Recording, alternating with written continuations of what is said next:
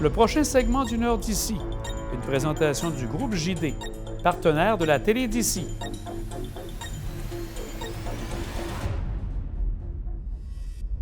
Depuis quelques années, nous réalisons avec le président du groupe JD, Pierre Tremblay, une entrevue bilan de fin d'année pour parler bien sûr du bilan pour le groupe JD, mais également de l'implication de Pierre dans le milieu. Pierre, on est ici chez Alfa Romeo. C'est notre rendez-vous annuel de fin d'année pour discuter d'un bilan 2023. J'ai commencé à voir l'industrie automobile 2023. Ça a dû être particulier. Retour de la pandémie. Là, on revient avec des taux d'inflation qui font exploser bien des biens, sûrement les biens automobiles aussi. Comment se porte l'industrie automobile en 2023?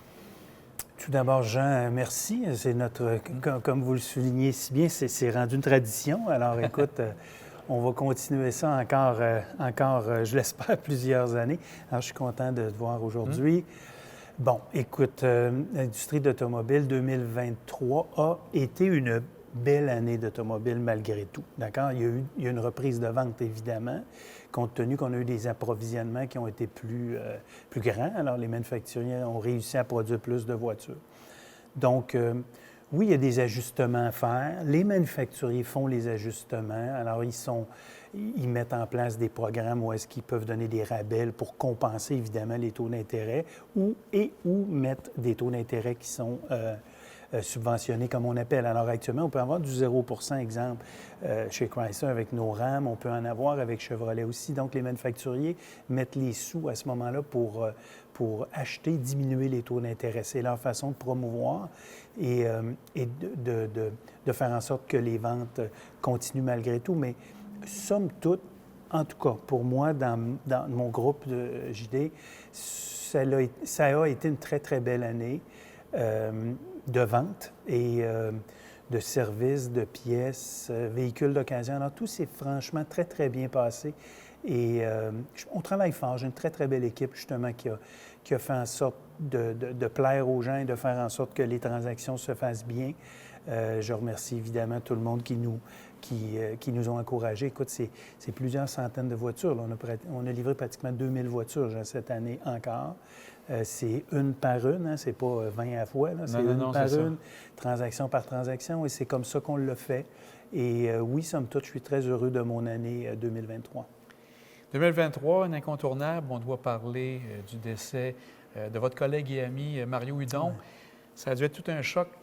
Les 2 dernières années ont été difficiles, mais d'apprendre son décès à quelques jours où il allait faire un événement spécial pour lui offrir sa sympathie. Pour son départ. Pour son départ. Alors, Mario n'aura pas pu se permettre de vivre ça. Écoute, Mario Hudon a travaillé chez nous pendant 4 ans, certainement. Mario Hudon a été, avec Frédéric, mon fils, ils ont démarré la division Mitsubishi ensemble. Ils ont été ensemble au moins 2 années. Alors, nous, on a vu Mario commencer à avoir les premiers symptômes de ce triste syndrome là, de la SLA. Essayer de faire un pas, tomber par terre, pas comprendre pourquoi. Puis écoute, ça fait pas longtemps, là, ça fait à peine 3 ans de ça, parce que Mario a été diagnostiqué officiellement en décembre, à ces jours-ci, en décembre de 2020. Donc, ça fait 3 ans seulement. Et c'est une grosse perte pour moi parce que c'est un ami proche. Mario était mon porte-parole avant la radio et tout ça. Alors, pour moi, Mario Hudon, c'est l'humilité incarnée, c'est monsieur, madame, tout le monde. Mais il a touché tellement de gens. C'est tellement beau comment Mario a pu, dans ces 3 années-là, aider pour la recherche de la SLA. Travailler très fort pour ça. Résilient, amoureux de ses amis. À chaque fois qu'on y parlait, Mario, c'était toujours « je t'aime », tu sais, depuis toutes ces années-là. Et c'est une triste maladie, en ce sens que dans sa tête, il était aussi rapide qu'on est aujourd'hui et que lui n'était pas rapide comme nous, comme 2 fois nous, parce que Mario, c'est un verbomoteur extraordinaire. Ça fait que lui, il nous parlait à la fin. Les gens, je pense, ont été conscients et ont vu des topos là, sur comment il pouvait s'exprimer. Mais lui, dans sa tête, ça roulait encore à 100 000 à l'heure.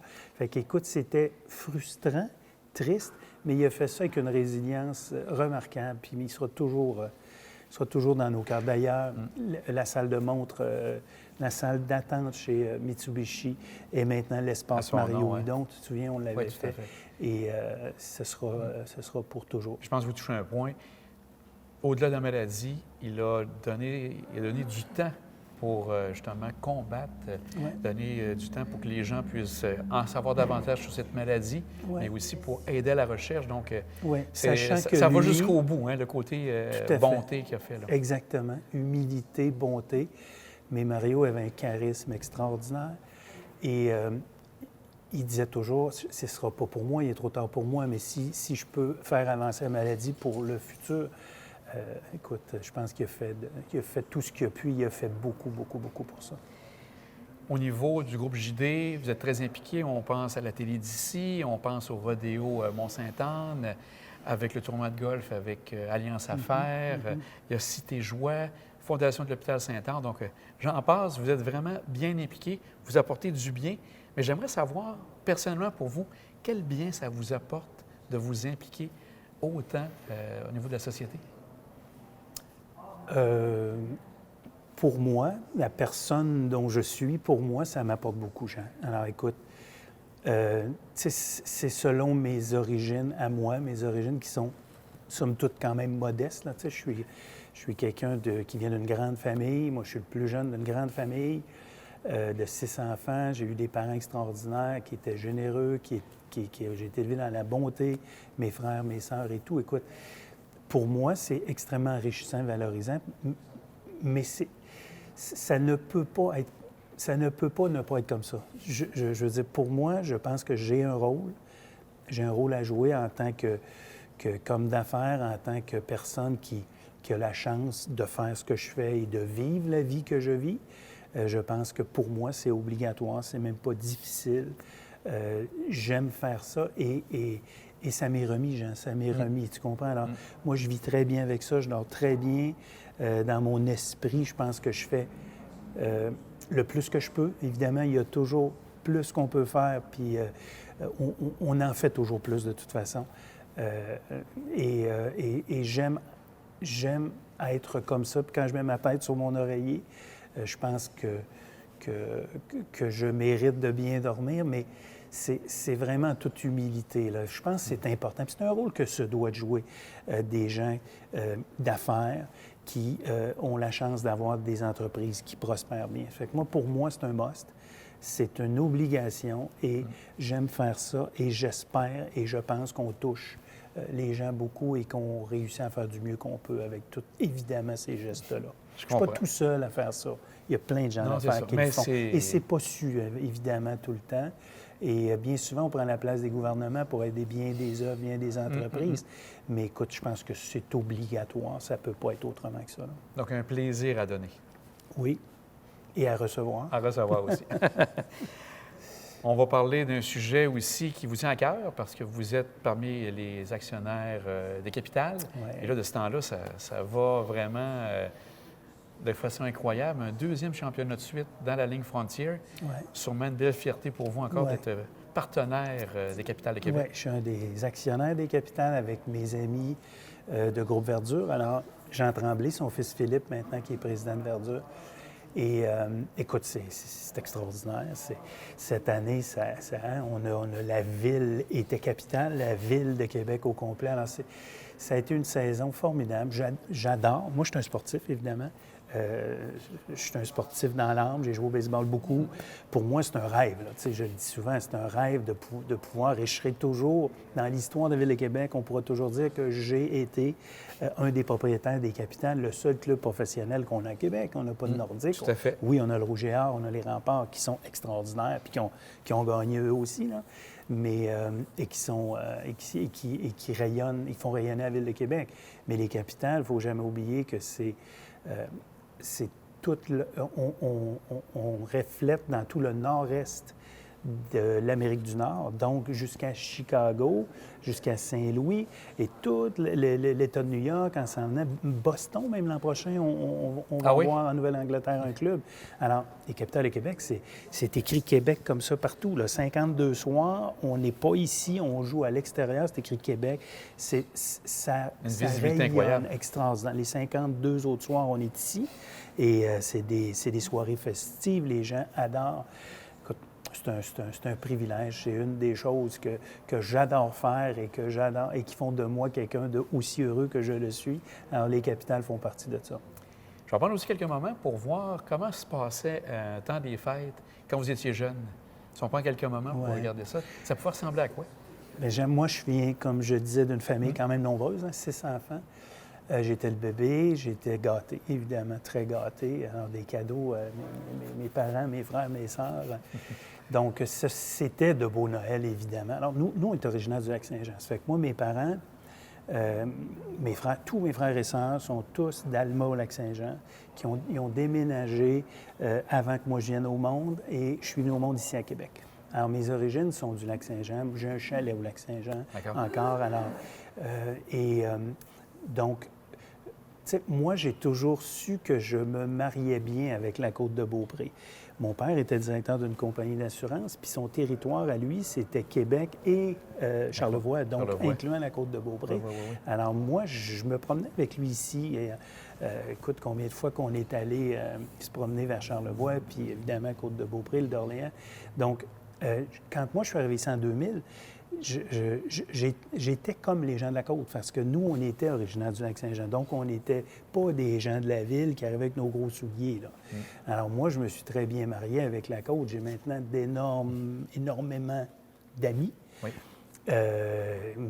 J'ai 2 de mes 3 enfants qui demeurent à l'Ange Gardien, qui ont des belles maisons là, plein d'employés qui sont là. Alors, la côte a été un beau mariage. Maintenant, je reviens avec mes beaux Noëls d'antan, mais évidemment, c'était des beaux Noëls d'antan avec la famille, ma mère, évidemment, qui faisait la tourtière du Lac-Saint-Jean ou de la dinde, etc. Alors, c'était effectivement de très joyeux Noël à messe de minuit. Ça nous manque, ça.